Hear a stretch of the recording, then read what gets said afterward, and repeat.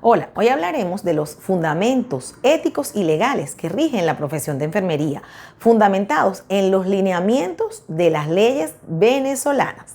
Analizaremos los nuevos desafíos que enfrentan los profesionales con el surgimiento del uso de las redes sociales y las tecnologías digitales en el entorno sanitario. También haremos énfasis en las responsabilidades legales, administrativas, civiles y penales que enfrentan los enfermeros ante conductas como mala praxis, negligencia, impericia.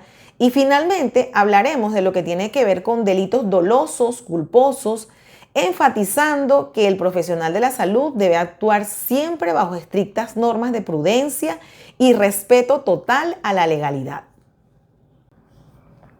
La práctica de la enfermería se rige por un marco normativo de principios éticos fundamentales, destinados a garantizar la seguridad del paciente y la integridad del profesional.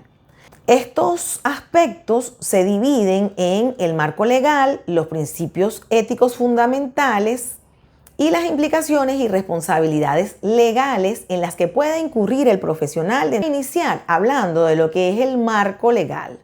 La base legal para el ejercicio de la enfermería, específicamente en el contexto venezolano, se sustenta en la Constitución de la República Bolivariana de Venezuela, en la Ley del Ejercicio Profesional de la Enfermería.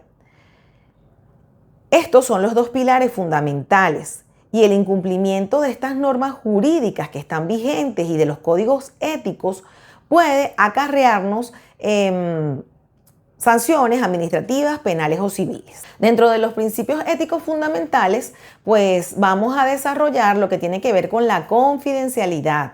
La confidencialidad es el derecho del paciente a que se respete su intimidad y el deber profesional de mantener la reserva, el sigilo y el secreto sobre todos los datos relacionados con su persona.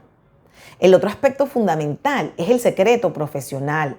Y esta es la obligación de no revelar la información recibida de los pacientes durante su ejercicio profesional. El compromiso ético se refleja incluso en el juramento elaborado por Florencia Nightingale. En este juramento nosotros consideramos como confidencial toda información que no sea revelada en el ejercicio de nuestra profesión, incluyendo los aspectos personales y familiares de los pacientes. Con respecto al consentimiento informado, es una base fundamental, ya que es un procedimiento que garantiza que el paciente tiene toda la información y que ha expresado voluntariamente su intención de someterse a un procedimiento tras comprender los objetivos, los beneficios, los riesgos y las alternativas del mismo. Las implicaciones y responsabilidades legales del profesional de enfermería dentro de su práctica profesional podría incurrir en responsabilidades que le acarrean sanciones, ya sean administrativas, civiles o penales, por sus actos. Estas implicaciones suelen derivar en lo que se puede denominar como negligencia, que tiene que ver con el descuido o la omisión a los cuidados obligatorios y necesarios que acarrean consecuencias negativas. La negligencia, pues, es una falta grave por la que el enfermero puede enfrentar cargos administrativos, civiles o penales. Entonces es importante que no se omita y no se descuide los protocolos necesarios para realizar las acciones que corresponden al cuidado de los pacientes. También tenemos otro aspecto ético-legal que se llama la imprudencia, que tiene que ver con realizar los actos del cuidado de una manera ligera, sin tomar las precauciones de manera adecuada y violando las normas del juicio y de la prudencia. La imprudencia es ligereza en el acto o el protocolo de cuidado de una manera que genera una consecuencia negativa en el paciente. Tenemos otro aspecto que se llama la mala praxis y este término abarca la mala práctica profesional, ya sea por acción o por omisión en las labores cotidianas. Es importante destacar que todos estos aspectos tienen similitudes y que las sanciones van a ser de acuerdo al daño que se le genere al paciente, ¿ok? Porque los daños pueden ir desde daños muy leves hasta daños graves e incluso causar la muerte del paciente. Razón por la cual la sanción administrativa, civil o penal que el enfermero o el profesional de la salud podría enfrentar va a depender del daño que se le genere al paciente. Todos estos aspectos, ya sea la negligencia, la imprudencia, la impericia, la mala praxis, podrían agruparse dentro de lo que llamamos la iatrogenia, que es una condición o es un concepto que agrupa todos aquellos efectos dañinos resultantes de la actividad diagnóstica o terapéutica que el equipo de salud realiza o en el paciente. Estos aspectos pudieran resultar en delitos dolosos que son aquellos que se puede demostrar a través de un juicio, de un juzgado, que se han hecho con intencionalidad y que además generaron una consecuencia que puede ser leve, moderada o severa, e incluso la muerte.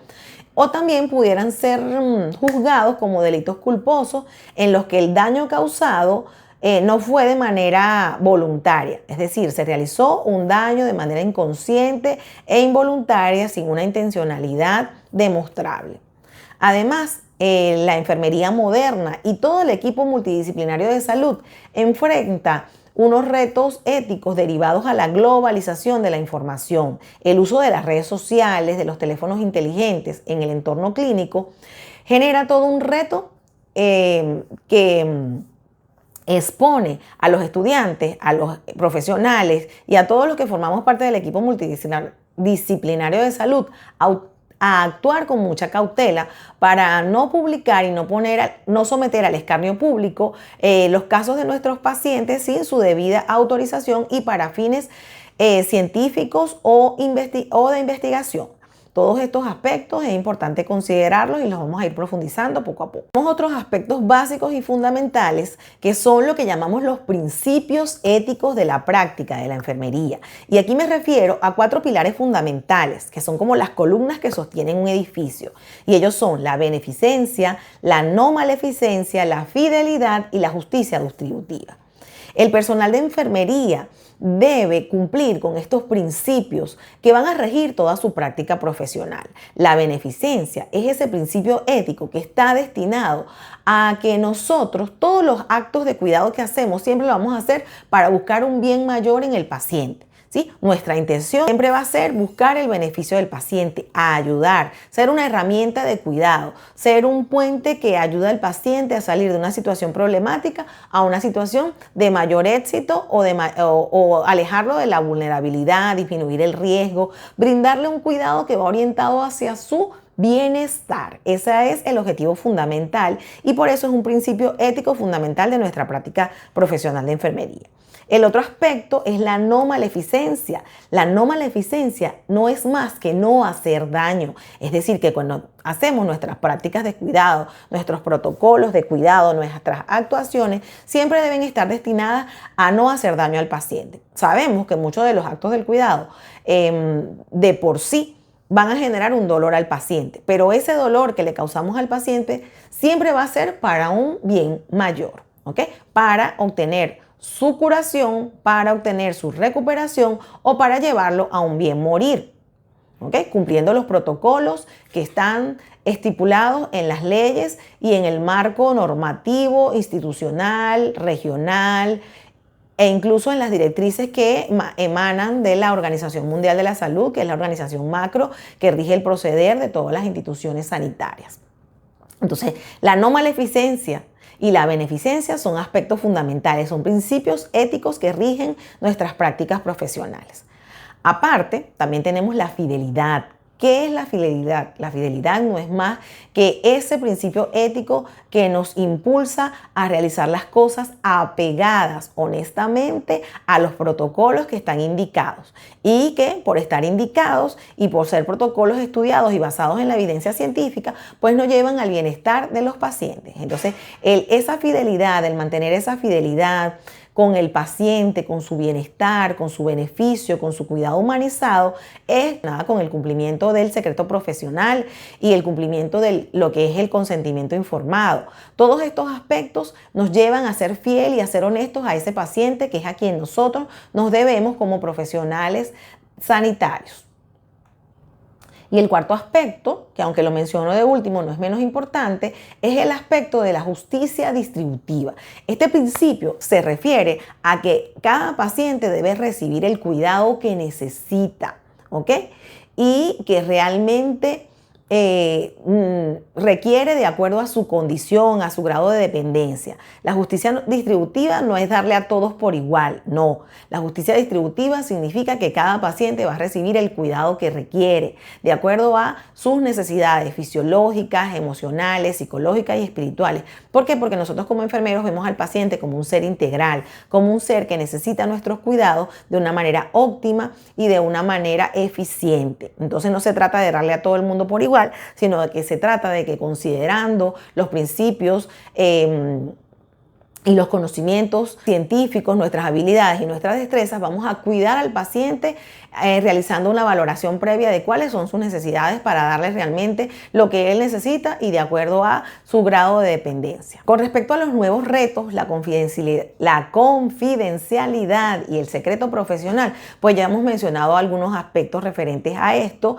El secreto profesional es un reto importantísimo, sobre todo en este momento en que la sociedad es una sociedad de la comunicación, en la que lo que estamos acostumbrados actualmente es a publicar todo lo que estamos haciendo en el momento preciso en el que lo estamos haciendo. Pues cuando somos profesionales del área de la salud, tenemos que regularnos con respecto a esto. ¿Por qué? Porque tenemos un compromiso profesional de reservar o de mantener el secreto de la información. Nosotros como personal del área de la salud debemos garantizar el derecho a la información, a que la información de los pacientes solo sea manejada por personas autorizadas, con lo cual vamos a proteger la filtración y la manipulación indebida de la información del paciente. Es decir, que nosotros manejamos los expedientes clínicos, las historias, los informes e incluso información que el paciente nos da de manera verbal o que nosotros podemos observar en la relación que tenemos con el paciente y su familia. Entonces debemos ser garantes de mantener esa confidencialidad. Es un compromiso, además es un derecho del paciente a que todos los que lleguen a conocer datos relacionados a su persona en las instituciones sanitarias deben respetar su intimidad y deben cumplir con lo que llamamos el derecho a la reserva, al secreto y al sigilo con respecto al manejo de la información. El secreto profesional, entonces, es todo aquello que se mantiene oculto a los demás y que surge del ejercicio de la profesión. Es una obligación legal que tienen ciertos profesionales de mantener un secreto con respecto a la información que reciben de sus clientes o pacientes. De hecho, no solamente lo manejamos el personal de salud, sino también abogados, sacerdotes y otros profesionales. Y es importante porque nos compromete a que la información que llega a nosotros no puede ser divulgada. Y eso es importante y eso lo podemos extrapolar al tema de las fotografías, por ejemplo, en este entorno digital en el que vivimos.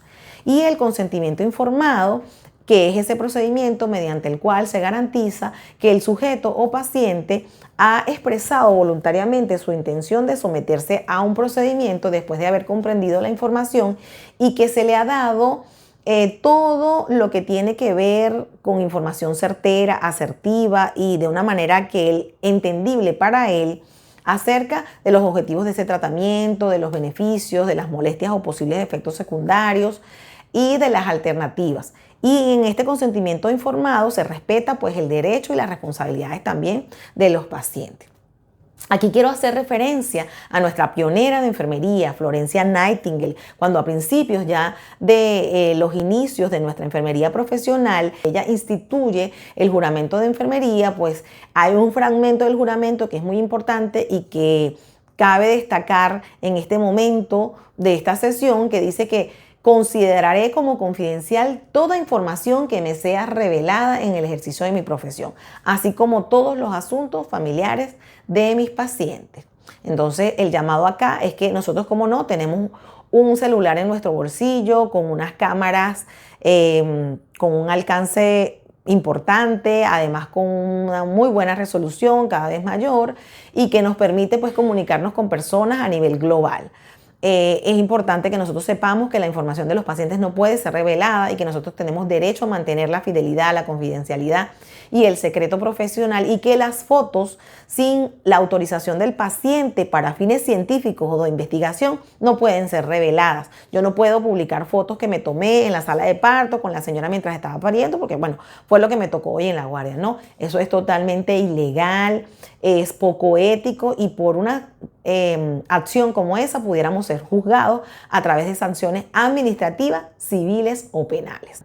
Yo he mencionado mucho esto de las responsabilidades de tipo administrativas, civiles o penales, pero eso tiene que ver con lo que tú vas a asumir en la sociedad de acuerdo a las acciones que tú tomes. Entonces, cuando yo hablo de las acciones administrativas o de las responsabilidades administrativas, pueden ser las sanciones que te puede realizar una institución como por ejemplo el Colegio Universitario Jean Piaget o el Centro Médico Docente de la Trinidad o el Hospital Domingo Luciani, donde nosotros hacemos pasantía, que puede ir desde un llamado de atención, una amonestación o una sanción administrativa propia del hospital donde sea suspendido de tus funciones como pasante o como profesional. Las responsabilidades civiles ya tienen que ver con aquellas responsabilidades que están relacionadas con el ámbito civil desde el punto de vista legal, y penales que incluso pueden ir desde multas hasta privación de libertad, y que van a depender, por supuesto, del daño que se le genere al paciente, que, como mencioné antes, puede ir desde por ejemplo, en el caso de un medicamento que administres de una manera negligente o de una manera con una mala praxis y le generes al paciente un daño, como por ejemplo una reacción alérgica que puede ir tal vez como un prurito o un rascutáneo, que es un enrojecimiento de la cara, una molestia leve que no pasa a mayores. Eso va a tener un tipo de cargos que asumir, pero si ese mismo medicamento, en vez de generar una reacción leve en el paciente, genera, por ejemplo, un problema mucho más grave que incluso puede llevar al paciente a la muerte, esas mismas responsabilidades penales y civiles pueden llevarse incluso a la privativa de libertad en nuestro país o a diferentes sanciones de acuerdo a lo que juzgue las autoridades pertinentes. Entonces hay implicaciones legales de la práctica de enfermería, ¿okay?, que están relacionadas a esas iatrogenias que, como les mencioné en la introducción, son ese efecto dañino o perjudicial que resulta directamente o indirectamente de la actividad diagnóstica o terapéutica que hacemos el equipo de salud a los pacientes. Un ejemplo de iatrogenia puede ser una quemadura que se le realiza al paciente en el área quirúrgica, por ejemplo, por la plancha de electrobisturí o por soluciones muy calientes, entre otras. También una iatrogenia puede ser una infección asociada a la atención de salud por fallas en la técnica séptica o la falta de coordinación entre servicios que puede generar un error en el suministro de los medicamentos, lo cual es una negligencia. Se refiere al descuido o a la omisión o falta de aplicación o de diligencia en la ejecución de un acto durante el desempeño de la profesión. Se presenta cuando se deja de hacer algo que se tenía que hacer por obligación y que conlleva a producir una circunstancia nociva a nuestro paciente. Entonces, la iatrogenia abarca todo. Después, dentro de esas iatrogenias tenemos la negligencia, tenemos la omisión, que específicamente se refiere al dejar de hacer algo, ¿ok? Algo que es conveniente, obligatorio y necesario hacer el paciente. Pero no hacer nada también es un acto delictivo que puede ser juzgado desde el punto de vista administrativo, penal o civil para el entorno profesional. Entonces, tanto hacer mal como dejar de hacer son actos que van a perjudicar la calidad de atención a nuestros pacientes. La mala praxis, que también ya lo expliqué dentro de la introducción, es un término empleado para una práctica que, ya sea por acción o por omisión en el ejercicio de nuestras labores cotidianas como enfermeros,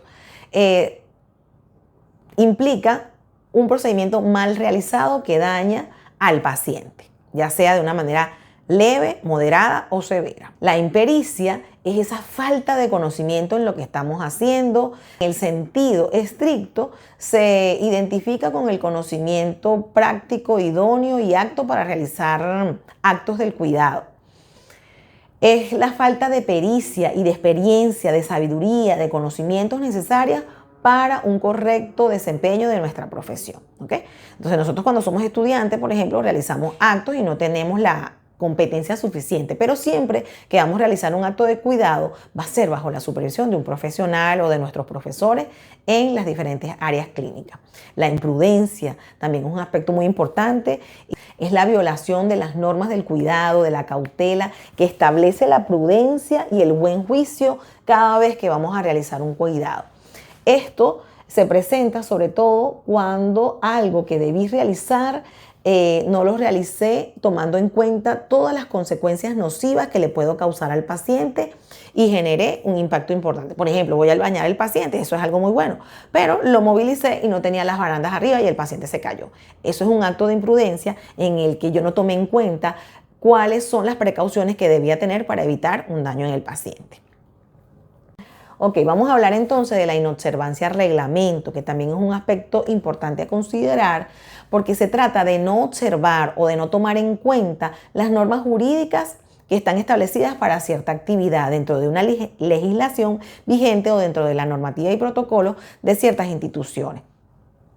Nosotros, como profesionales de la salud, debemos cumplir con las normas éticas aceptadas por organizaciones tanto nacionales como internacionales y el no conocerlas no nos exime de su cumplimiento. Por eso es importante interesarnos en aprender cuáles son esos códigos, cuáles son esos protocolos y cuáles son esas normativas que hay en cada una de las instituciones de la salud, porque el que yo no las conozca no me exime de poder enfrentar un cargo civil, administrativo o penal en un momento determinado si llego a tener un incumplimiento. Y justamente es allí donde entra lo que tiene que ver con los delitos, ¿ok? Cuando se convierte en un delito, puede convertirse en un delito doloso o culposo, que eso ya es algo que va a determinar la autoridad competente. Se habla de un delito doloso cuando la conducta ilícita o delictiva tuvo intencionalidad y el daño ocasiona al paciente una consecuencia leve, moderada o severa de una manera consciente y voluntaria, ¿ok? Es decir, hacemos un daño al paciente que le trae una consecuencia importante y lo hicimos de manera intencional. Eso se llama un delito doloso. Después hay otra clasificación de delito culposo, que es el caso en el que la conducta que causó el daño en el paciente fue ocasionada de una manera inconsciente, involuntaria y sin intencionalidad. Igual hay un daño que puede ser desde leve hasta severo, incluso la muerte, pero fue culposo. ¿Quién determina eso? Pues las autoridades competentes, los juicios, después de una cantidad de investigaciones y de cumplimiento de procesos legales. Pero es importante que lo sepamos porque, bueno, nuestra práctica profesional siempre debe estar orientada a la beneficencia y a la no maleficencia. Entonces, por eso es importante que ustedes sepan que la práctica profesional de enfermería es muy bonita, es muy importante, pero así como es de importante y de bonita, puede resultar en algo grosso desde el punto de vista legal. Nadie quiere terminar preso ni con licencia suspendida. Por eso es que debemos hacer las cosas siempre bien desde que comenzamos. Entonces, bueno, para ir concluyendo, le puedo decir que la práctica de enfermería se basa en aspectos éticos y legales, que los principios éticos deben regir en todo momento el proceder de la enfermera y de todos los profesionales del área de la salud, de que también es importante que entendamos y que tengamos siempre claro que existen nuevos retos dados por la globalización de la información y el uso de las redes sociales. La enfermera puede enfrentar responsabilidades civiles, penales o administrativas y existen implicaciones legales por negligencia, omisión, mala praxis, imprudencia, inobservancia, entre otros, por los que la enfermera puede ser juzgada. Incluso puede perder su libertad o su posibilidad de ejercer la profesión. Y también es importante que sepamos que las acciones que nosotros hagamos y que repercutan en el paciente de una manera negativa pueden ser juzgadas como un delito culposo o un delito doloso de acuerdo a la intencionalidad y al daño ocasionado ante las autoridades competentes. Todos los aspectos que hemos tocado son muy importantes. Y sobre todo de hacer nuestro trabajo con humanidad, con cariño, porque enfermería es la ciencia del cuidado. Soy su profesora Maritza Martínez y les mando un fuerte y sanador abrazo.